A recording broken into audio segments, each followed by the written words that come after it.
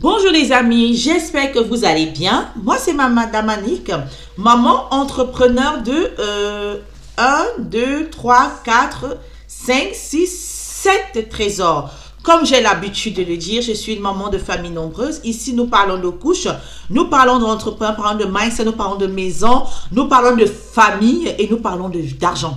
Voilà, nous parlons vraiment d'argent, nous parlons vraiment d'investissement. Oui, nous parlons vraiment d'argent, nous parlons vraiment de comment gérer ses enfants, nous parlons vraiment de la vie de maman, la vie de parents sur cette chaîne. Donc, si cette thématique t'intéresse, abonne-toi, active la cloche de notification et surtout, partage pour ne pas rater. Partage pour pouvoir toucher une maman, un papa qui est dépassé, qui est débordé, qui n'en peut plus qu'au bout de sa vie et qui veut avoir un souffle nouveau. Je suis là pour vous donner un souffle nouveau pour qu'ensemble, nous puissions grandir. Aujourd'hui, nous allons traiter d'une thématique que nous allons continuer en fait. Comment épargner ces 15 000 euros. Nous l'avons fait dimanche. Et aujourd'hui, nous allons aller vraiment sur les stratégies parce que dimanche, c'était vraiment pour vous présenter mon budget et ce que j'avais épargné, ce que j'avais réussi à épargner. Maintenant, je vous montre les stratégies, ce que j'ai mis en place, ce qui m'a aidé pour pouvoir épargner ces 15 000 euros. D'accord? Donc, toi aussi, tu peux commencer, te dire, je me fixe un objectif d'épargner 1 000 euros, 2 000 euros, 3 000 euros, moduler un peu tes finances et tu verras que tu vas y arriver plus facilement. Donc voilà, suis-moi dans la vidéo déjà. Merci de me suivre, merci de me faire l'honneur de me suivre. J'espère que tu vas bien. Moi, je ne vais pas très bien. J'ai perdu un être très cher à mon cœur et j'ai une épidémie de maladie chez moi. J'ai une gastro généralisée dans ma maison. Donc, tous mes enfants ou presque sont malades et ce qui est, vous savez, en tant que maman, voilà, c'est pas facile à gérer. Mais comme je me suis mise vraiment cette discipline cette année de pouvoir produire 3 vidéos par semaine, je ne pouvais ne pas faire cette vidéo. Je vais juste faire une vidéo, elle ne sera pas très longue, ça sera la suite de la vidéo de la semaine dernière que je voulais faire plutôt pour dimanche prochain, mais je la fais celle-là parce que c'était déjà préparé, elle est plus facile émotionnellement à supporter par rapport à celle que je voulais faire, qui était celle du baby clash, que nous allons traiter vendredi. Ne manquez pas la vidéo de vendredi. Nous allons parler du baby clash. Les mamans, quand vous attendez un enfant, comment préparer l'arrivée de bébé, comment gérer le baby clash. Il y a certains hommes qui ne sont pas prêts à avoir des enfants et quand ils ont la nouvelle que vous êtes enceinte, pour eux c'est comme si la terre s'effondrait. Ou alors d'autres, vous êtes tellement excités parce que vous avez eu des enfants, vous arrivez à oublier le conjoint ou le conjoint se sent lésé ou vraiment ça amène beaucoup de stress dans le foyer. Nous allons traiter de ce sujet vendredi, alors soyez présents. Maintenant nous allons dans notre vidéo astuces d'épargne. Voilà. Comme vous le savez, et je l'ai dit dans ma précédente vidéo, j'ai eu à épargner cette année 15 000 euros et le sujet de l'argent, c'est un sujet difficile dans les couples. Et de plus aussi, je suis passée par une banqueroute, je suis comptable de formation et de métier. Oui, je suis comptable, j'ai une formation en comptabilité, j'ai un diplôme de comptabilité et de gestion et j'ai un background et j'ai un autre diplôme en ressources humaines. Donc, je suis comptable de formation étant maman, mais je n'appliquais pas ces règles de comptabilité active-passive et la gestion, le rapprochement bancaire, enfin, tout ça, je n'appliquais pas la comptabilité analytique dans mes ressources personnelles. J'appliquais cela dans les dossiers des clients que je gérais, mais je ne les appliquais pas chez moi. Et vraiment, cela m'a coûté cher. Cela m'a coûté une banqueroute, comme on dit. Cela m'a coûté un échec, oui. Un échec après un déménagement. Je n'avais pas assez. C'est vrai qu'on avait une épargne, mais j'ai pris cette épargne qu'on avait. C'était peut-être une erreur, je ne sais pas. J'ai pris cette épargne qu'on avait pour investir sur moi dans une formation en ressources humaines. Je suis allée faire un autre master en ressources humaines. Donc, j'ai dû payer et voilà, c'était toute une année d'épargne que j'ai dû investir. Je pense que j'ai investi en moi. Cela va m'aider dans la société. Ce n'est pas complètement perdu. Mais sauf que c'était une erreur stratégique pour le moment. Et plus tard, on va analyser encore des situations comme celle-là. Et j'ai dû apprendre des leçons de tout ce qui s'est passé. J'ai eu vraiment, parce que nous avons déménagé pour venir vivre en Alsace et nous n'avons pas prévu le Covid, nous n'avons pas prévu les maladies, nous n'avons pas prévu plein de choses et l'imprévisible est arrivé. Comment faire face à l'imprévisible? C'est d'avoir une épargne. C'est crucial d'avoir une épargne. Là, je viens de perdre un être très très cher et très très proche à moi, si je n'ai pas d'épargne, je ne sais pas comment je vais faire pour qu'on puisse l'enterrer.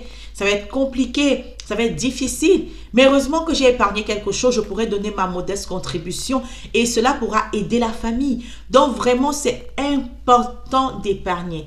J'ai ma mamie qu'on doit opérer. Si je n'ai pas d'épargne, je ne peux pas faire en sorte qu'on l'opère et que ce soit de façon optimale. C'est important. J'ai des enfants qui sont malades, oui, ils vont à l'hôpital, oui, mais ils ont peut-être certains besoins alimentaires qui ne sont pas nos aliments de tous les jours. Il faut que je réagisse. Donc, vous voyez, tout ça, je dois réagir.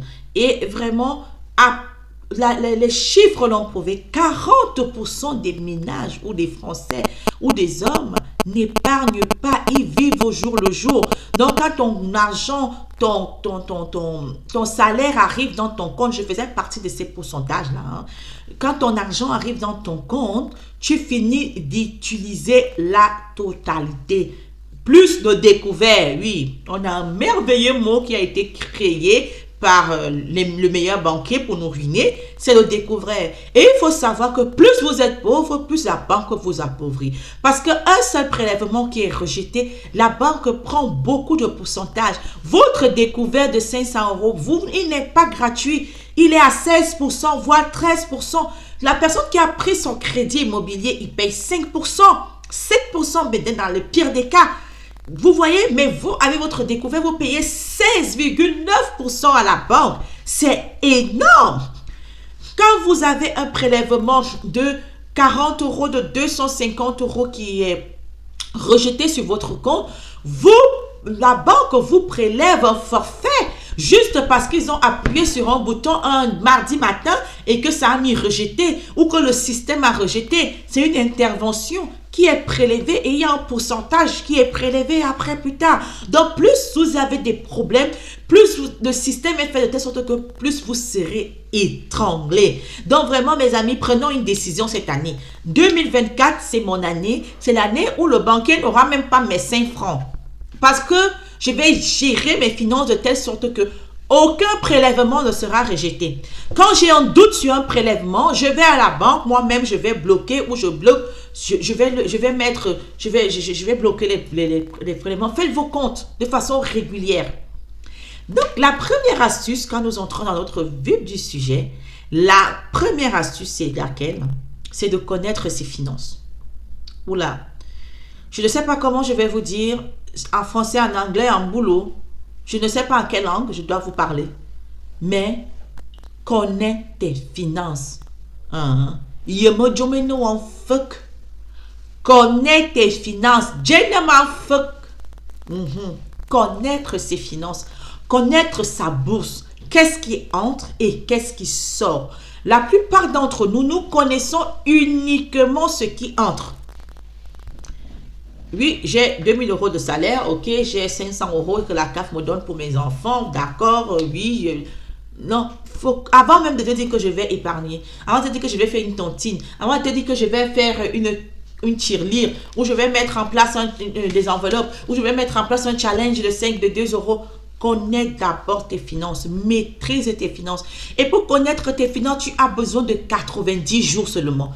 De discipline pendant 3 mois. Et pendant ces 3 mois, tu appliques la méthode que j'ai appelée la méthode du tracking. Ça veut dire que tu regardes à la loupe, tu prends une loupe, tu me notes, tu fais déjà ton budget. À la fin du mois, tu fais un budget comme celui-là.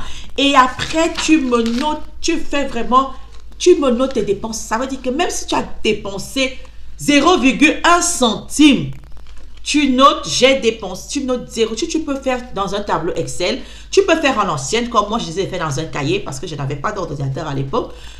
Tu peux faire, il y a des applications comme Banking, il y a certaines applications qui aident pour faire cela. Mais vraiment, moi, je trouve que le plus pratique, c'est de venir et ça me permet aussi d'écrire, de me mettre vraiment en pleine conscience de mes dépenses, de fait d'écrire.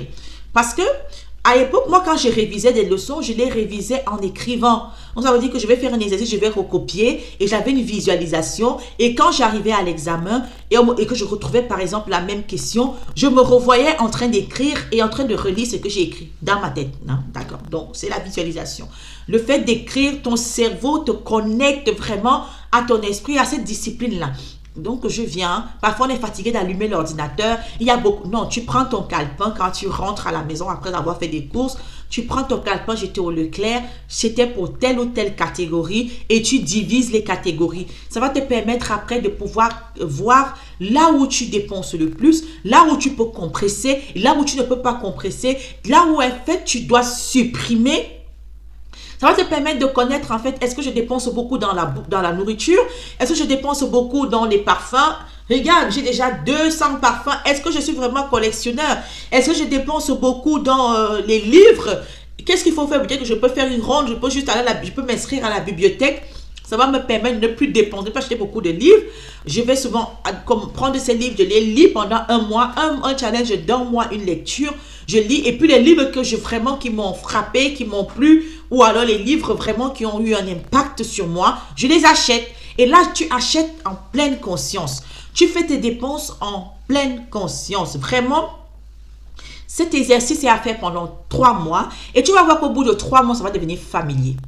Ça va vraiment devenir une routine. Tu vas le faire de façon naturelle. Et au bout de 3 mois, tu vas t'asseoir avec toi-même, en face de toi-même et de ton cahier, de tes notes. Tu vas regarder en fait les graphismes qu'il y a derrière. Tu vas regarder par catégorie. Moi, j'ai fait vraiment j'ai copié tout, mais je fais par catégorie. Je sais que la maison, par exemple, les obligations de la maison, je les mets là. Donc, qu'est-ce que ça me coûte? Ça me coûte quoi? Et je sais, là, j'ai fait mon point. Je me suis dit que j'ai quelque chose à compresser.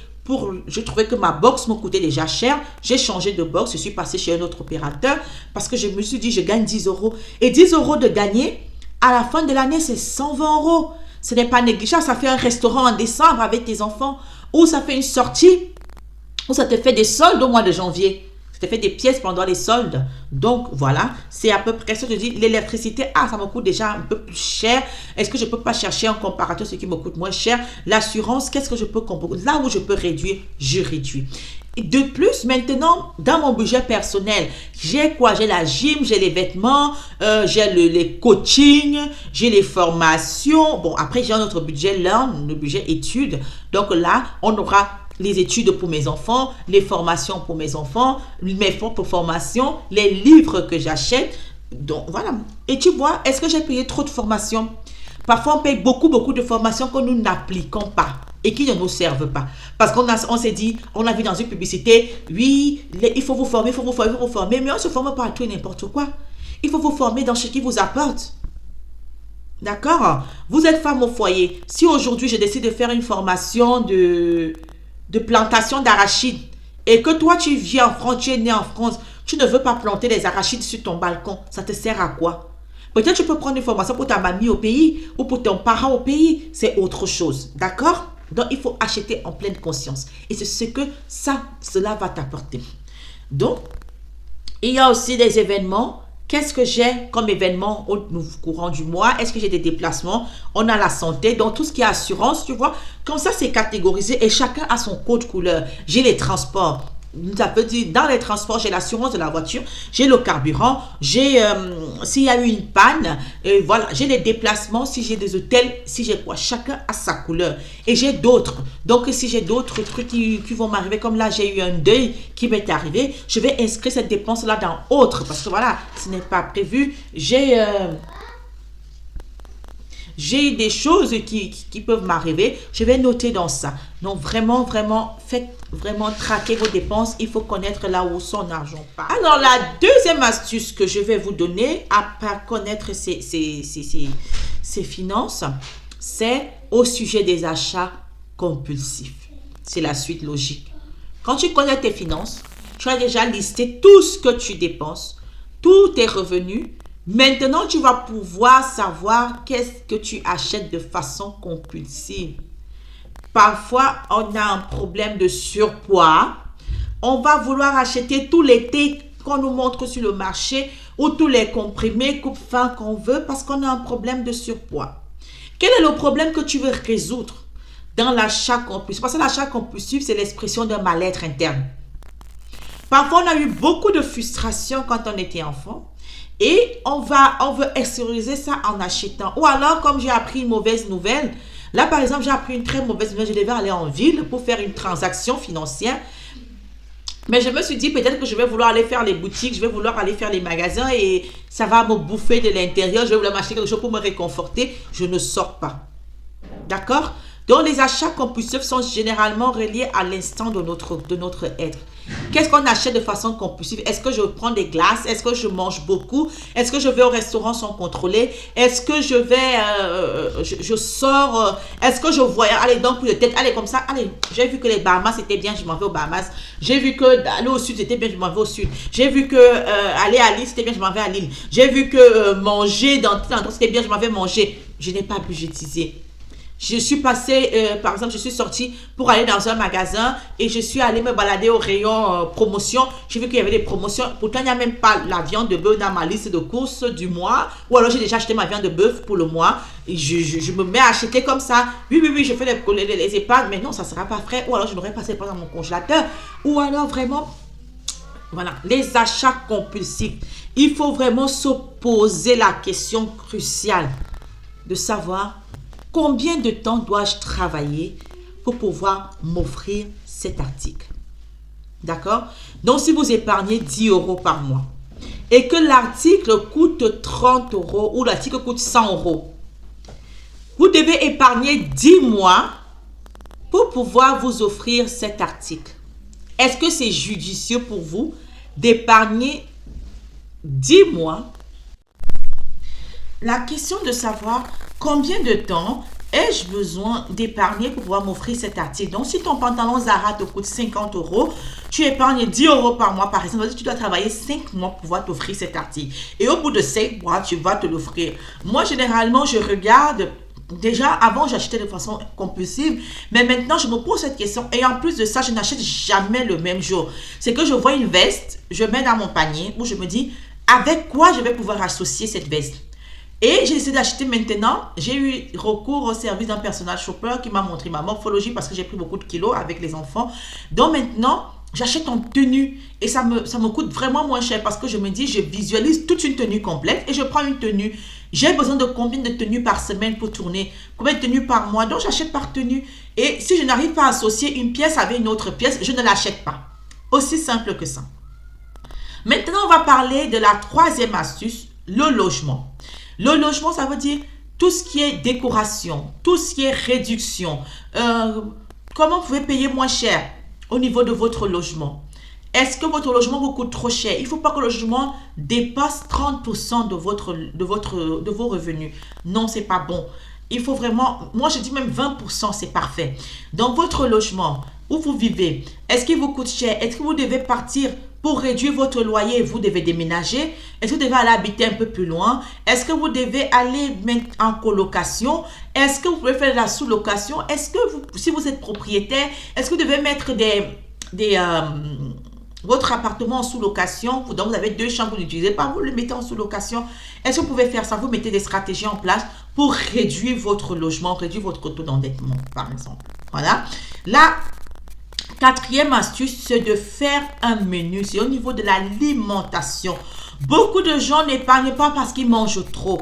Déjà, il faut cuisiner soi-même. Moi, j'adore cuisiner. J'aime faire plaisir à mes enfants. Il faut vraiment cuisiner soi-même. Qu'est-ce que vous mangez? Qu'est-ce que vous cuisinez? Et vous allez voir que c'est plus simple de cuisiner soi-même. Donc, vraiment, cuisiner soi-même. L'alimentation. Faire aussi, tous les 3 mois, vider tous ses stocks. Vider ses congélateurs, vider son KGB. Nous avons souvent les stocks de nourriture. On rajoute.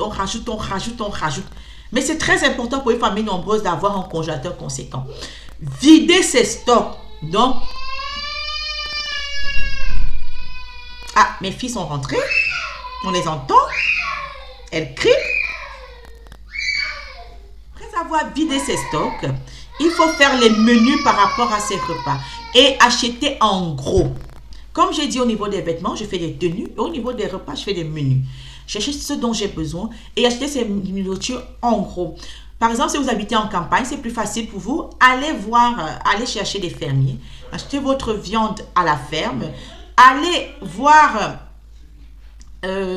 à la source vraiment chez les agriculteurs pour négocier. Par exemple, à la période des fraises, allez vraiment chercher vos fraises à la période des fraises dans les champs et tout. Ça va vous faciliter la vie. Et la cinquième astuce, parce que je devrais vous laisser malheureusement, ce sont les transports. La voiture, c'est la ruine.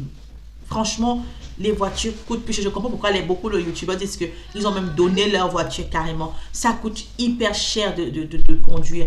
Mieux vaut aller vivre à côté de son logement. Ça peut être une astuce. Mais si votre logement coûte cher, si vous vivez à côté, mieux privilégier les transports en commun. Nous ici, nous sommes dans un village, on ne peut pas s'en passer. Donc l'essence coûte très très cher et c'est un gros pôle que nous sommes en train de voir comment moduler. Mais si vous pouvez privilégier la marche à pied pour tous les trajets courts, si vous pouvez choisir un vélo pour peut-être des trajets allongés, si vous pouvez vraiment marcher et utiliser les transports en commun quand vous avez la possibilité, toutes ces petites tâches regroupées vous permettent d'épargner vraiment de façon certaine. Si vous faites ça, vous allez venir témoigner.